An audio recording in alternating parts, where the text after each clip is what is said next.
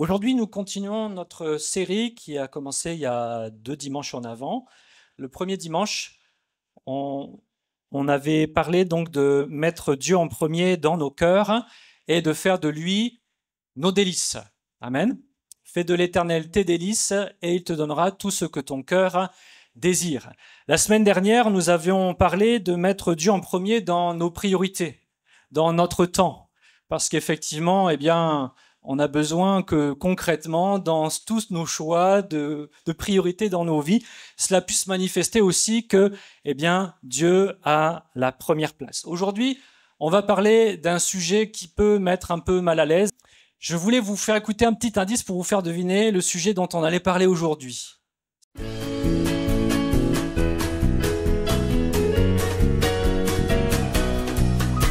J'ai visité bien des pays, rencontré bien des gens. Tout le monde est charmant et gentil quand il voit votre argent. Avec un portefeuille garni, on a beaucoup d'amis. Si vous savez gagner le gros lot, on vous tire le chapeau. Touchez pas à mon porte-monnaie, ça me tracasse et ça m'agace. Quand il est plein, je suis tout gai. Quand il n'y a rien dedans, ça me donne des tremblements. Voilà. Alors pour les plus anciens, vous avez peut-être reconnu le frère Eckenbach qui a rejoint la patrie céleste dernièrement. Mais le sujet du jour, effectivement, on va parler du porte-monnaie, on va parler de l'argent, on va parler de la richesse, on va parler, appelez-le comme vous voulez, mais on va parler d'un sujet qui peut être un peu délicat pour certains, parce que nous les Français, on n'aime pas trop parler de ça, mais je crois que c'est un sujet nécessaire. Si vraiment on veut que Dieu soit à la première place dans notre vie, je crois qu'on ne peut pas faire l'économie de parler de ce sujet parce que, comme le dit cette chanson, notre porte-monnaie, il est très relié à notre relation à Dieu. Et peut-être vous découvrez ce que je suis en train de vous dire et voilà, vous allez, ne soyez pas trop étonnés, vous inquiétez pas, ça va bien se passer. Dis à ton voisin, ta voisine, ne t'inquiète pas, tout va bien se passer ce matin. On va parler d'argent, mais ça va bien se passer. La Bible, elle nous enseigne beaucoup de choses à propos de l'argent. Et on va pas pouvoir tout dire aujourd'hui, on prendra une autre fois, plus tard, pour parler de ce dont on n'aura pas pu parler. Mais ce matin, j'aimerais m'arrêter pour parler en tout cas de quelques principes essentiels qui vont nous aider à nous rappeler, en tout cas à réfléchir à combien notre rapport à l'argent est spirituel et combien cela en dit beaucoup sur notre rapport à Dieu. Notre rapport à l'argent est spirituel et c'est un bon indicateur de notre relation à Dieu. Pour ça, on va parcourir 3 idées reçues à propos de l'argent et puis on va voir ce que la Bible en dit. Première idée reçue, l'argent n'est pas important. Des fois, on entend ça dans nos églises, non ? Oui, l'argent, c'est pas important, l'argent, ça fait pas le bonheur. D'autres rajoutent tout bas, oui, mais ça y contribue quand même. L'argent n'est pas important. Pourtant, la Bible, elle en parle abondamment. Abondamment. Et même, je crois que la Bible, elle nous encourage à parler de tous les sujets, de donner tout le conseil de Dieu. Amen. C'est Paul qui déclare qu'il a donné tout le conseil de Dieu. Moi, je crois que Paul a enseigné sur l'argent. Si vous lisez les Corinthiens, notamment 2 Corinthiens 8 et 9, vous allez voir qu'il parle de l'argent, il parle du don. Jésus a beaucoup parlé d'argent, l'Ancien Testament parle aussi beaucoup d'argent. Et souvent, on pense que l'argent n'est pas important parce qu'on a cette conception que l'argent est mauvais. L'argent est quelque chose de sale. Pourtant, est-ce que nous dirions que quelque chose de mauvais pourrait être entre les mains de notre Dieu? Est-ce que c'est possible que quelque chose de mauvais soit entre les mains de notre Dieu? Non, bien entendu. Dans Apocalypse chapitre 5, verset 12, on peut lire ceci. Il disait d'une voix forte, « L'agneau qui a été immolé est digne de recevoir la puissance, la richesse, je vais le redire, la richesse, amen, la sagesse, la force, l'honneur, la gloire et la louange. 7 choses qui sont données à Jésus-Christ alors qu'il est dans sa gloire dans le ciel. Et une de ces 7 choses, c'est la richesse. Moi, je crois que si l'argent était mauvais, on n'aurait pas pu lire la richesse qui aurait été confiée à Jésus-Christ. Et j'ai envie de dire que, comme tout, que ce soit la richesse, la puissance, la manière dont je l'utilise va être bonne ou mauvaise, ça c'est certain. Je peux utiliser ma puissance pour dominer, écraser et faire du mal. Ou je peux utiliser ma puissance pour soutenir, encourager, fortifier et faire en sorte que le droit soit respecté. Et l'utilisation que j'en fais, eh bien, elle va être bonne ou mauvaise. Mais en soi, ces choses sont parfaites. Et Jésus a reçu la puissance, la richesse, la sagesse, la force, l'honneur, la gloire et la louange. Et toutes ces choses fonctionnent ensemble. Dans l'Ancien Testament, le prophète Agé, en parlant de la part de Dieu, dit ceci, Agé chapitre 2, verset 8.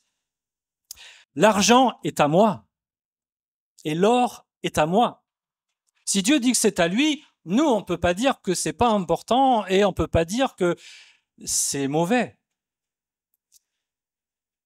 Verset 9. « La gloire de cette dernière maison sera plus grande que celle de la première, dit l'Éternel des armées, et c'est dans ce lieu que je donnerai la paix, dit l'Éternel des armées. » Donc dans Agé, Dieu fait un lien direct entre l'or et l'argent et sa gloire. Il dit « l'or et l'argent sont à moi ». Et après, il continue par dire « la gloire de cette deuxième maison sera plus grande que la première ». Et il faut comprendre ce lien de dire que Dieu utilise l'or et l'argent qui est à lui pour sa propre gloire. Amen. Et que ce n'est pas mauvais d'avoir de l'argent. Vous pouvez souffler un coup, je ne vais pas vous dire de vider toutes vos poches. Vous avez le droit d'avoir de l'argent. Ce n'est pas quelque chose de mal. Amen. Vous êtes soulagés, c'est bon? Bon. Mais si on dit que l'argent et l'or appartiennent à Dieu, qu'il l'utilise pour sa gloire, cela signifie qu'il n'est pas vraiment à nous. Oui ou non? Ça veut dire que nous sommes des intendants de ce qui appartient à Dieu et qu'un jour ou l'autre, nous aurons des comptes à rendre à Dieu de ce que nous avons fait, des ressources et de ce qu'il nous a donné. Et l'argent en fait partie. Les richesses que Dieu te donne aujourd'hui et qu'il t'a donné toute ta vie, qu'il te donnera jusqu'à la fin de tes jours, tu auras à rendre des comptes de ce que tu en auras fait. Est-ce que tu l'auras utilisé pour ta propre gloire ou est-ce que tu l'auras utilisé en cherchant à glorifier Dieu et à faire en sorte que son nom soit glorifié parmi les hommes? Ça, c'est une question de fond.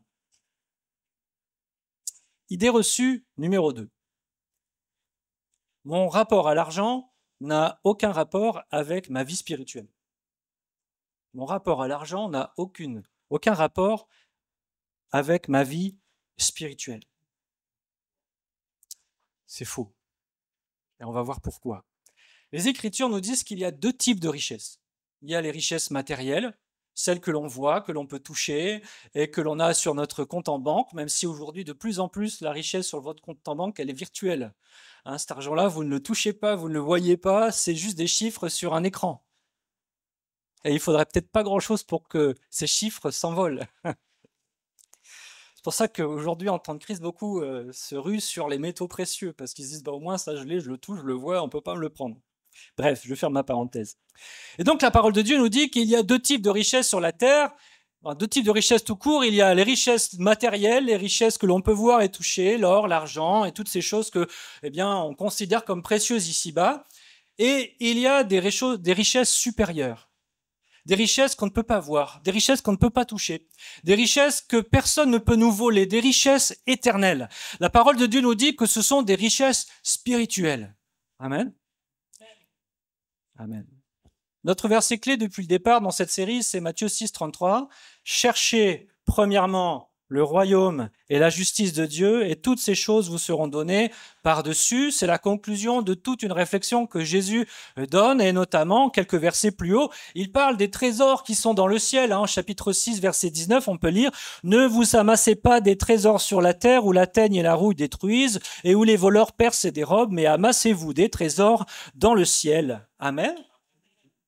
Cela veut dire qu'il y a 2 types de richesses, mais qu'il ne faut pas forcément les opposer, simplement qu'il y a des richesses qui sont inférieures et des richesses qui sont supérieures, des richesses qui vont disparaître et des richesses qui vont demeurer éternellement. Et Jésus nous invite à considérer que les richesses les plus importantes, ce ne sont pas celles de ce monde. Ce ne sont pas les richesses matérielles, mais ce n'est pas parce que ce ne sont pas les plus importantes que nous devons complètement les négliger. Nous préoccuper des richesses supérieures, ce n'est pas négliger les richesses matérielles, les richesses inférieures de ce monde, mais c'est apprendre à bien les utiliser pour la gloire de Dieu. Amen. Jésus, comme je vous l'ai dit, a beaucoup parlé sur l'argent et il va dire quelque chose au verset 24. « Nul ne peut servir deux maîtres, car ou il haïra l'un et aimera l'autre, ou il s'attachera à l'un et méprisera l'autre. Vous ne pouvez servir Dieu et Mammon. » Certaines traductions plus modernes disent Dieu et l'argent. C'est le sens en soi de ce que Jésus veut dire, mais Mammon a tout à fait son importance et on va le voir tout de suite. Donc Jésus ici parle clairement de notre rapport à l'argent et il dit quelque chose qui est très tranché. Il n'y a pas d'entre-deux, c'est soit l'un, soit l'autre. Il dit soit vous aimez l'argent et vous haïssez Dieu, soit vous aimez Dieu et vous ne vous laissez pas influencer par le pouvoir de Mammon dans votre vie. Voilà ce qu'il dit. Et il n'est pas possible d'avoir un rapport à moitié où je vais aimer l'argent plus que Dieu et enfin voilà, je peux pas aimer autant l'argent que Dieu, c'est pas possible. Donc c'est profondément spirituel notre rapport à l'argent en réalité. Jésus, quand il fait référence à Mammon, il fait, je crois, référence à la puissance spirituelle maléfique qu'il y a derrière l'argent dans ce monde, derrière les richesses matérielles, et qui peuvent, comme rendre esclaves les gens dans ce monde. Et il n'y a pas besoin que je vous fasse beaucoup d'explications, vous savez de quoi je parle. Qu'on ait de l'argent ou pas, énormément de gens sont esclaves de l'argent dans ce monde. Ceux qui n'en ont pas sont prêts à tout pour en avoir. Et toutes leurs pensées sont tournées pour avoir un plus grand confort, une plus grande maison, une meilleure voiture, un meilleur confort de vie. Et pour certains, c'est légitime quand on n'a rien. Mais ça préoccupe toutes leurs pensées. De quoi ils vont être vêtus, qu'est-ce qu'ils vont manger, comment ils vont dormir cette nuit s'ils n'ont pas un domicile fixe. On peut comprendre ces préoccupations. Mais ceux qui en ont plein, ils sont aussi liés à Mammon et à l'amour de l'argent parce qu'ils en ont plein, mais ils en veulent toujours plus. Ils n'en ont jamais assez et ils sont prêts à exploiter toutes les possibilités pour en avoir toujours plus. Aujourd'hui, vous savez ce qui est l'or aujourd'hui? C'est votre attention. Et aujourd'hui, c'est assez facile avec Internet de se faire de l'argent. Et vous verrez que tout ce que vous voyez aujourd'hui sur YouTube, sur machin, il y a beaucoup de choses qui sont faites avec presque rien, de l'intelligence artificielle, etc., à moindre coût, pour capter votre attention et que les gens qui ont produit ces vidéos qui disent rien d'intéressant et qui ne servent absolument à rien, leur apportent un peu d'argent. Voyez ? Mais tout est comme ça. Et les médias aujourd'hui, on est prêt à dire tout et n'importe quoi pour vendre un article, pour attirer, faire de l'argent, tout simplement. Et là, l'argent, c'est le nerf de la guerre de tout ce qui fonctionne ici dans ce monde. Et Jésus nous met en garde, il nous dit, voilà, il y a une puissance spirituelle derrière l'argent, et si c'est cette puissance qui vous domine, alors toute votre manière de vivre va manifester que vous n'aimez pas Dieu. Mais si vous aimez Dieu, alors vous n'allez pas vous laisser, dominer par cette puissance spirituelle derrière l'argent. Si je devais le dire autrement, l'argent est un bon serviteur, mais c'est un très mauvais maître. Et qu'on le veuille ou pas, souvent, l'argent va s'immiscer dans notre quotidien et il va animer parfois nos désirs, nos pensées, nos choix, notre conduite. Et il est important de réfléchir, quel est mon rapport à l'argent? Est-ce que Mammon a quelque puissance sur ma vie aujourd'hui? Parce que Jésus nous dit d'une manière très claire, soit tu suis Mammon, soit tu suis Dieu, mais tu ne peux pas suivre les deux. Il y a un choix à faire. Parce que si tu suis Dieu, ton argent va devenir serviteur pour le royaume de Dieu. Alors que si tu suis maman, il te donne l'illusion que c'est pour toi, pour ta gloire, pour ton royaume, pour ton confort. Mais en réalité, tu es esclave de tes désirs. Et il t'en faudra toujours plus et tu ne seras jamais comblé. Jamais. En tant que chrétien, je crois que c'est important qu'on se pose cette question. Est-ce que je suis loyal à Dieu dans la gestion de mon argent, des richesses qu'il me donne? Parfois, ça va être renoncer que d'aimer Dieu. Jésus dira que celui qui veut être son disciple, il doit renoncer à tous ses biens pour le suivre. Ça ne veut pas dire que le Seigneur nous retire tout, mais ça veut dire que parfois, on doit se dépouiller volontairement pour suivre le Seigneur. Le jeune homme riche a échoué. Lorsque mes collègues pasteurs, peut-être c'était encore pire pour eux à l'époque, hein, mais moi, quand j'ai eu mon premier poste de pasteur, j'ai beaucoup perdu en salaire. Je gagnais pas beaucoup, mais j'ai beaucoup perdu quand même.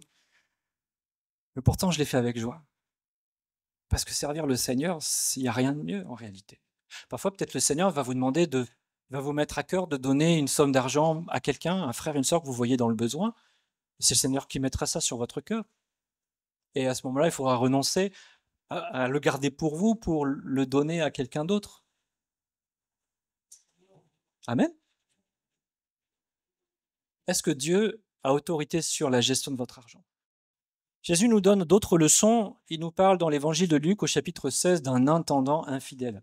Vous connaissez cette histoire?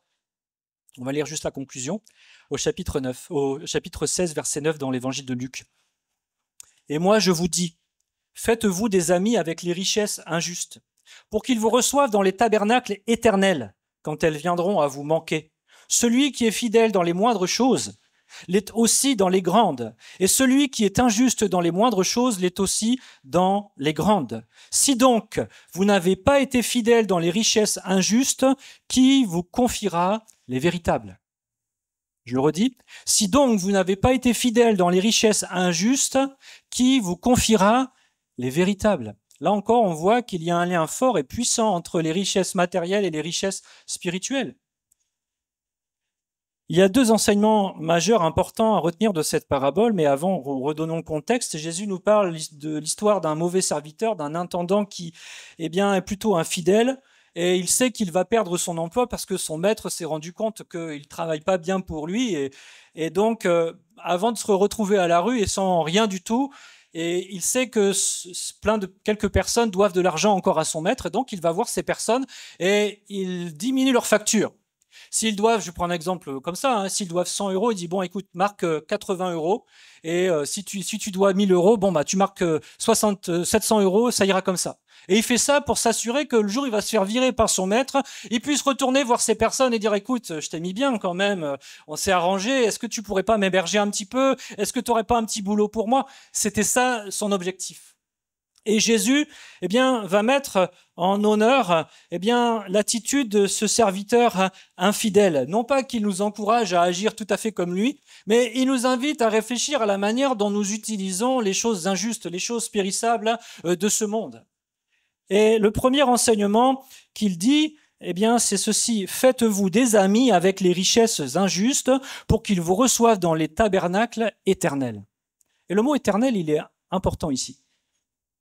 En gros, si je traduis ce que Jésus dit ici, il dit utilisez les choses injustes, les choses de ce monde, les choses matérielles, pour que vous puissiez avoir des amis dans le ciel qui vous remercient, d'avoir utilisé cet argent. Si je prends un exemple très concret, moi je crois que dans le ciel, quand on sera dans le ciel, des gens viendront nous voir et dire je te remercie d'avoir donné de l'argent ce jour-là pour telle mission ou pour tel ministère, parce que grâce à cela, j'ai reçu l'évangile, j'ai entendu la bonne nouvelle de l'évangile et aujourd'hui, je suis avec toi dans le ciel. Amen. Faites-vous des amis dans des tabernacles éternels. En gros, c'est une manière que Jésus a de nous dire, mais utilise ton argent pour le royaume de Dieu. Utilise ton argent pour des choses qui vont compter vraiment. Amen. Moi, j'aimerais avoir beaucoup d'amis dans le ciel. Amen. On en aura beaucoup. Le deuxième enseignement de cette parabole, versets 10 et 11, je vous l'ai lu en conclusion. Si nous n'avons pas pu être fidèles avec les richesses injustes, comment pourra-t-il nous confier les véritables richesses? les richesses supérieures, les richesses spirituelles, les richesses éternelles. En gros, Dieu regarde la manière dont nous gérons les choses périssables. Dieu regarde la manière dont je gère mon argent, comment je l'utilise, parce que cela va avoir une influence sur ma prospérité spirituelle. Peut-être vous n'aviez jamais fait ce rapport, mais moi je crois qu'il y a d'abondantes bénédictions dans le ciel, mais que certaines sont retenues parce que nous sommes injustes dans la manière dont nous gérons déjà les choses périssables. Jésus nous enseigne qu'il ne faut pas jeter ses perles au pourceau. Et si nous nous conduisons comme des cochons avec l'argent qu'il nous donne, pourquoi nous donnerait-il des choses précieuses dont nous ne saurions rien faire? Un exemple très simple, souvent, des fois, quand on a un petit boulot, on dit oui, bon, je le fais parce qu'il faut bien que je mange, mais on s'y donne pas à fond dans ce petit boulot. Vous voyez, on n'est pas fidèle dans les petites choses. On se dit, je serai fidèle vraiment quand j'aurai un super boulot. Mais c'est pas ce que nous disent les Écritures. Le Seigneur nous dit, la moindre petite chose que tu as, sois fidèle avec elle. Fais de ton mieux. Et si tu fais de ton mieux, Dieu le verra et te donnera de plus grandes choses encore. Amen. Et des fois, nous passons notre vie à courir, à vouloir une plus grande maison, une meilleure voiture, quelque chose encore de mieux. Et nous négligeons les choses que nous avons déjà aujourd'hui parce que nous considérons, selon les considérations de ce monde, que ce que nous avons est méprisable. Mais ce n'est pas le regard de Dieu. Le Seigneur veut nous inviter à considérer avec le plus grand respect ce que Dieu t'a donné aujourd'hui.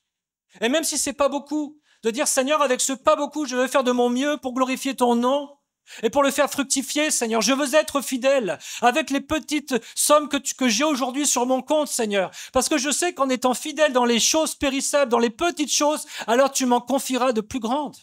Amen.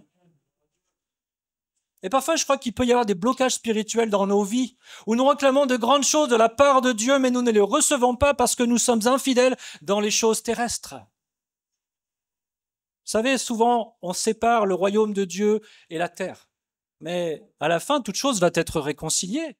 Si le Seigneur nous sauve, il nous sauve intégralement, il ne va pas sauver que notre âme et notre esprit, il va sauver aussi et régénérer notre corps. Dieu n'est pas coupé complètement du monde matériel. Et Jésus-Christ a pour mission justement de réconcilier le spirituel et le matériel, le physique et le spirituel. Amen.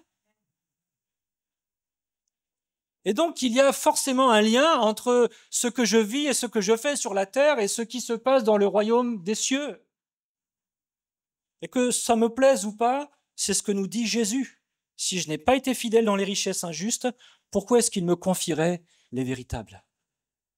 Si tu as faim de plus de puissance, de plus de vie de Dieu, de dons spirituels, de toutes ces choses, eh bien, regarde la manière dont tu gères les petites choses, parce que peut-être c'est ça qui bloque depuis des années, sans même que tu t'en rendes compte.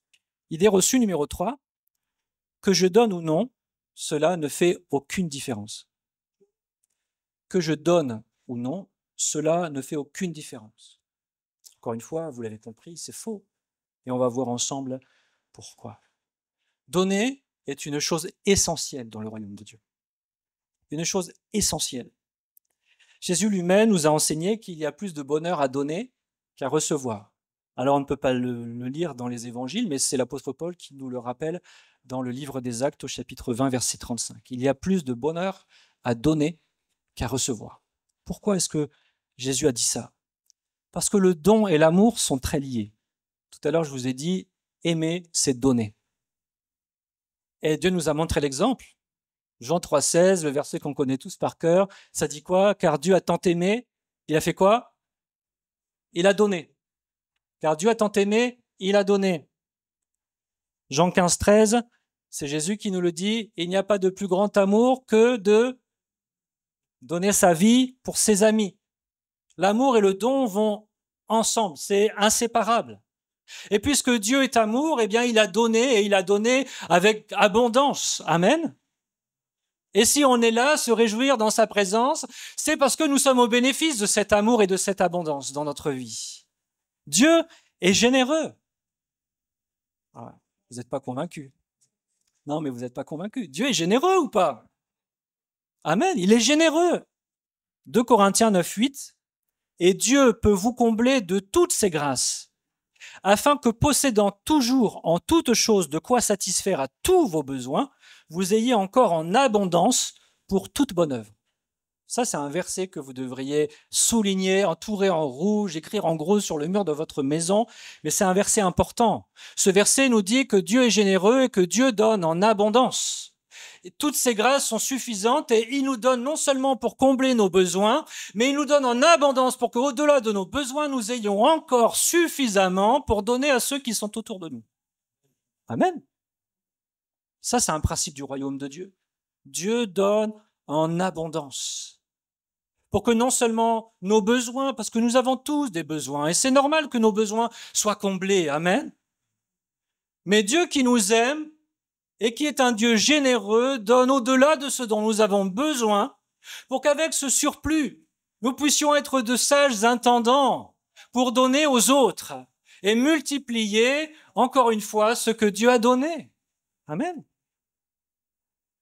L'image de l'abondance, c'est l'image d'un débordement, vous savez, comme s'il y a un tsunami, quoi. Ça déborde, c'est pas un peu. D'ailleurs, le Seigneur nous dit qu'on sera mesuré à la mesure dont nous-mêmes nous mesurons.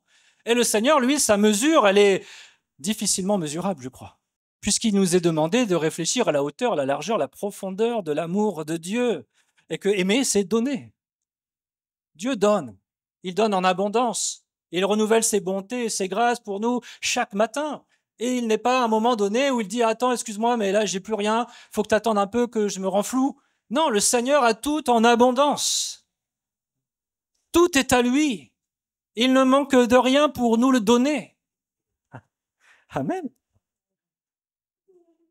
La générosité, donc, c'est ce qui permet à Dieu de manifester sa générosité, son abondance au travers de nous. Lorsque je manifeste, moi, de la générosité, je permets à Dieu de transmettre sa générosité à d'autres, de toucher les autres par sa propre générosité, parce qu'il m'a donné plus que ce que j'avais besoin, et en le partageant, alors, d'autres vont être témoins de sa générosité et de son abondance. C'est pas rien. Amen. Je crois que la générosité, c'est un acte de foi qui proclame notre confiance que Dieu est celui qui pourvoit suffisamment à mon besoin, et que si pour un temps je m'en dépouille, le Seigneur pourvoira encore. Amen. Que je ne suis pas le seul responsable de ce qui rentre dans ma poche. Bien sûr que je dois travailler à la sueur de mon front.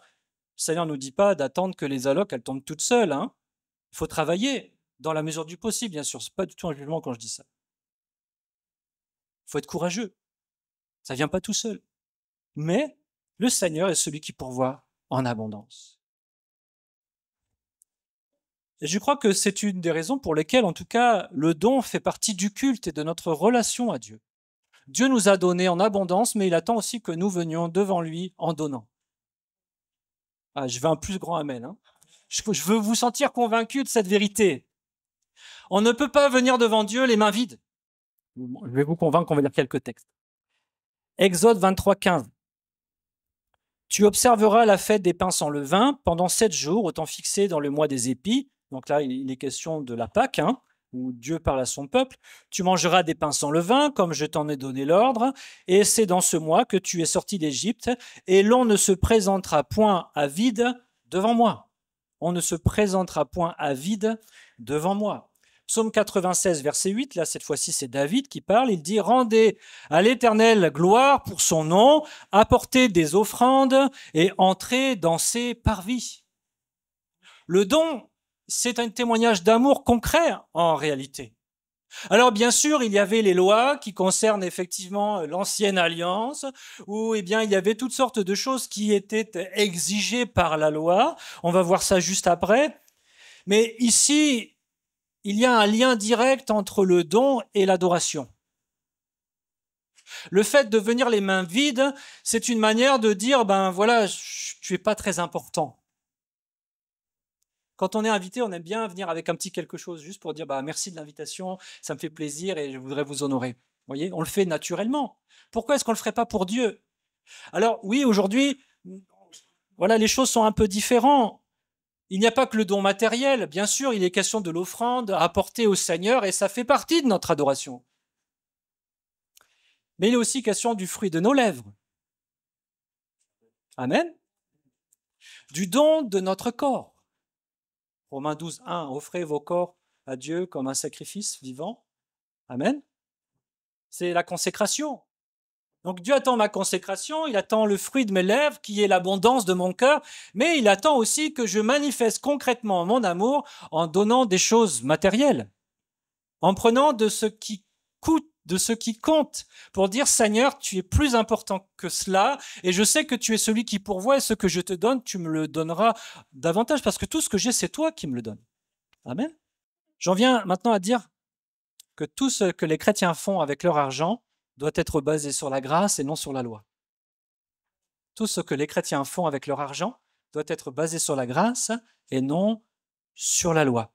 Parce que certains sont tentés de justifier leur manque de générosité ou leur avarice, appelez-le comme vous voulez, en disant « mais on n'est plus sous la loi, donc moi j'ai plus à donner, tout ça c'est les choses d'avant ». Ça se discute. D'autres sont tentés de manipuler avec la loi en forçant les gens à être généreux. Et ça non plus, c'est pas une bonne chose. Dans 2 Corinthiens, chapitre 9, verset 7, on peut lire ceci. « Que chacun donne comme il l'a résolu en son cœur, sans tristesse, ni contrainte, car Dieu aime celui qui donne avec joie. » Avec joie. Est-ce que ce matin, vous avez donné avec joie? Amen. Et j'aimerais dire ceci, si tu donnes à contre-cœur, vaut mieux que tu gardes ton enveloppe pour toi. Parce que c'est au Seigneur qu'on donne. C'est pas à une organisation, même si effectivement c'est l'Église qui va être en gestion de ce que tu donnes. Mais c'est d'abord à Dieu que tu donnes. Et tu dois le faire avec ton cœur, de bonne volonté et avec joie, pas sous la contrainte. Et si à un moment donné, dans une église, on vous met sous la contrainte en disant « si tu donnes pas, t'es pas spirituel, nanani, nanana », et qu'on vous met toutes sortes de lois, vous avez le droit de dire non. Et c'est pas un péché. Amen. Et c'est aussi une des raisons pour laquelle j'ai voulu qu'on arrête de passer les offrandes et que vous mettiez directement. C'est pour enlever la pression de se dire, il y a le panier qui passe, si je donne pas, qu'est-ce que vont penser les gens? Il faut se libérer de ça. On est sous la grâce aujourd'hui. On n'est plus sous la loi. Et donc tu donnes ce que la grâce de Dieu te met de donner dans ton cœur. Amen. Moi, la précédente église où j'étais, on passait pas les paniers et on n'a jamais manqué de rien parce que ça doit venir du cœur des gens et pas sous une contrainte. Vous savez, des fois, on visite des églises. J'ai visité une église où on m'a passé le panier, mais on m'a donné l'enveloppe. Fallait que je la prenne. J'étais obligé, quoi. Pourtant, ils savaient que j'étais le visiteur. C'était pas mon église. Et il y a des églises, on va passer 2 fois, 3 fois, on va faire 4 appels, et puis on va vous regarder fixement parce qu'on sait que toi, tu as de l'argent. Vous voyez, ce genre de choses, ça, c'est pas la grâce. Il y a une différence entre la loi et la grâce. Jean 1, 17 nous dit « Car la loi a été donnée par Moïse, la grâce et la vérité sont venues par Jésus-Christ. » Amen. La loi, c'est un ensemble de commandements extérieurs que nous savons impossibles à respecter parfaitement. Parce que la loi, elle nous a été donnée pourquoi? Pour mettre en lumière le fait que nous sommes loin de Dieu, que nous sommes rebelles à Dieu. Et que nous sommes incapables de faire ce que Dieu nous demande. Pourtant, même si ce qu'il nous demande est parfait et juste.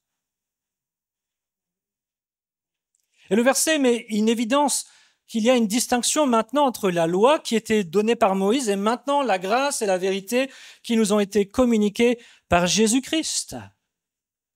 Quand Jésus est venu, il n'est pas venu apporter d'autres lois, un autre système légal. Il est venu accomplir cette loi parfaitement. Amen. Pour nous en affranchir. Et maintenant, nous sommes sous la loi de l'esprit de vie, sous la loi de la grâce. Une loi supérieure. Et il y a certains principes sur la grâce. La grâce, elle est gratuite pour celui qui la reçoit. Elle n'a pas été gratuite pour Dieu. Ça lui a coûté ce qu'il avait de plus précieux. La grâce, elle ne peut pas être méritée. Et il n'y a pas d'autre moyen de la recevoir que par la foi. Ce sont les principes liés à la grâce. Personne ne le mérite. C'est par la foi que je peux la recevoir.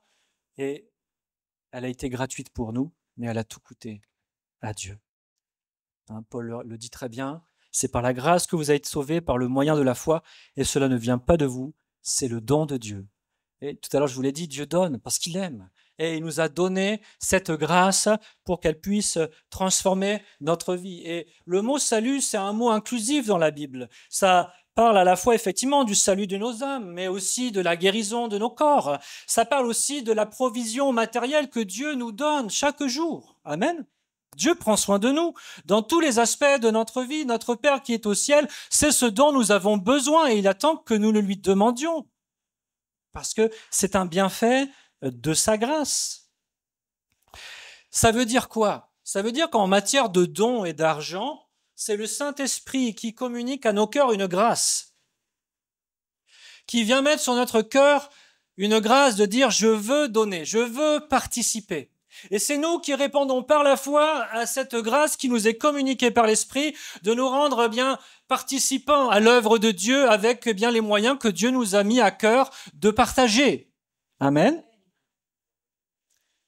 Je peux vous citer l'exemple, par exemple, voilà, des Macédoniens. 2 Corinthiens 8.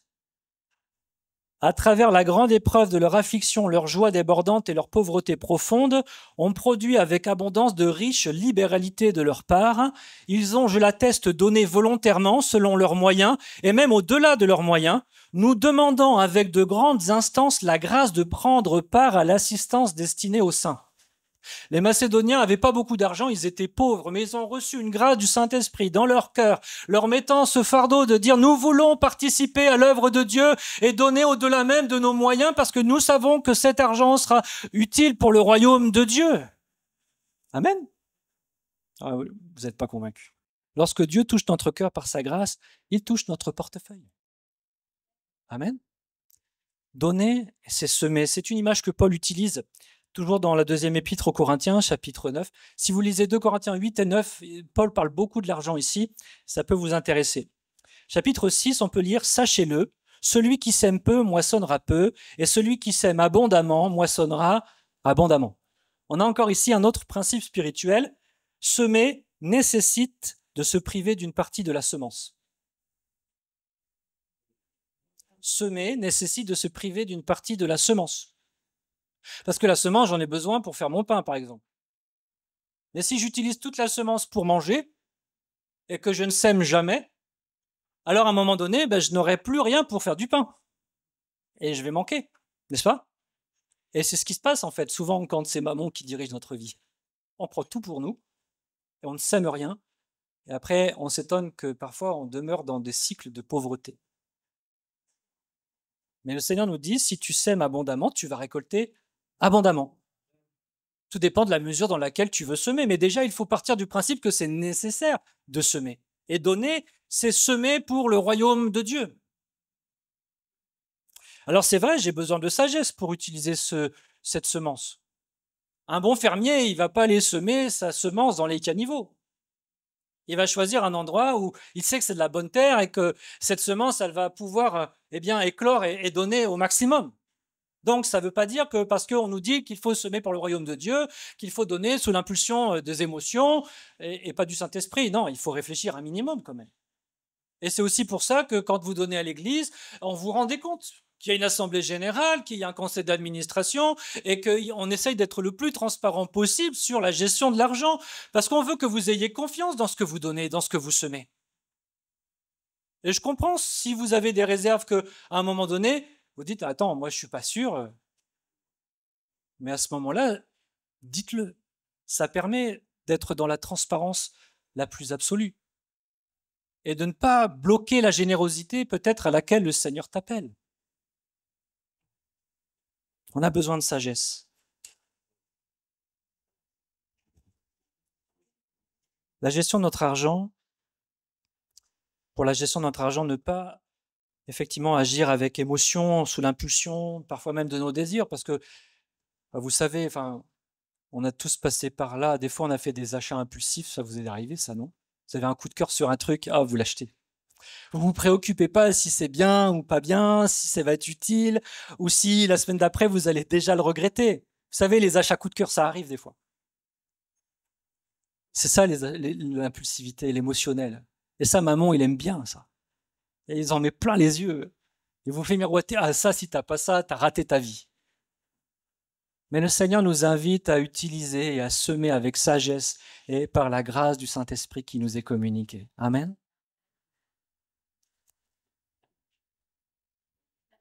Semer nécessite aussi de la patience. Parce que quand tu sèmes, tu ne récoltes pas immédiatement. Si tu sèmes des pommes de terre, puis que tous les jours tu vas les déterrer pour voir si ça pousse, bah, tu n'auras jamais d'autres pommes de terre, en réalité. Et des fois, on donne pour le royaume de Dieu, puis on s'impatiente parce qu'on se dit oui, mais ça sert à rien, on voit pas les fruits, de toute façon, je donne mon argent pour rien.